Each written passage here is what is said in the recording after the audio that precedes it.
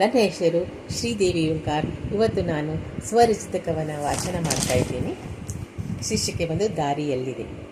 ದಾರಿ ಎಲ್ಲಿದೆ ನಿನಗೆ, ದಾರಿ ಎಲ್ಲಿದೆ, ಎಲ್ಲೆಲ್ಲೋ ಅಂಧಕಾರ ಕವಿದಿದೆ. ದಾರಿ ಎಲ್ಲಿದೆ ನಿನಗೆ, ದಾರಿ ಎಲ್ಲಿದೆ, ಎಲ್ಲೆಲ್ಲೋ ಅಂಧಕಾರ ಕವಿದಿದೆ.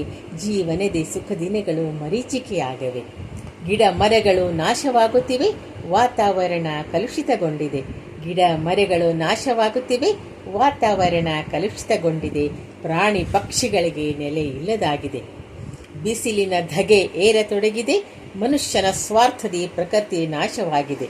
ಬಿಸಿಲಿನ ಧಗೆ ಏರತೊಡಗಿದೆ, ಮನುಷ್ಯನ ಸ್ವಾರ್ಥದಿ ಪ್ರಕೃತಿ ನಾಶವಾಗಿದೆ. ಹೊಲ ಗದ್ದೆಗಳಿಗೆ ನೀರಿಲ್ಲದೆ ಬೆಳೆ ಬೆಳೆಯದಾಗಿದೆ.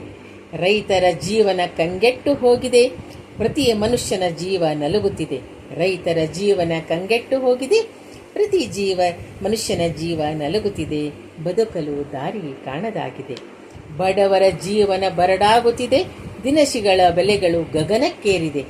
ಬಡವರ ಜೀವನ ಬರಡಾಗುತ್ತಿದೆ, ದಿನಸಿಗಳ ಬೆಲೆಗಳು ಗಗನಕ್ಕೇರಿದೆ. ಐಷಾರಾಮಿ ಜೀವನ ಗಗನ ಕುಸುಮವಾಗಿದೆ. ದೇಶ ಆಳುವನು ನಿಯತ್ತಿನ ಕಾರ್ಯ ಮಾಡಬೇಕು, ಬಲ್ಲವರೊಡನೆ ಸಮಾಲೋಚನೆ ನಡೆಸಬೇಕು. ದೇಶ ಆಳುವನು ನಿಯತ್ತಿನ ಕಾರ್ಯ ಮಾಡಬೇಕು, ಬಲ್ಲವರೊಡನೆ ಸಮಾಲೋಚನೆ ನಡೆಸಬೇಕು. ಸಮಾಜದ ಏಳಿಗೆಗಾಗಿ ದುಡಿಯಬೇಕು. ತಮ್ಮ ಸ್ವಾರ್ಥ ಜೀವನ ಬಿಟ್ಟು ರಾಜ್ಯದ ಕಾರ್ಯ ಮಾಡಬೇಕು. ತಮ್ಮ ಸ್ವಾರ್ಥ ಜೀವನದ ಬಿಟ್ಟು ರಾಜ್ಯದ ಕಾರ್ಯ ಮಾಡಬೇಕು. ದೇಶದ ಜನತೆಗೆ ದಾರಿ ಸುಗಮಗೊಳಿಸಬೇಕು. ದೇಶದ ಜನತೆಗೆ ಸುಗಮಗೊಳಿಸಬೇಕು.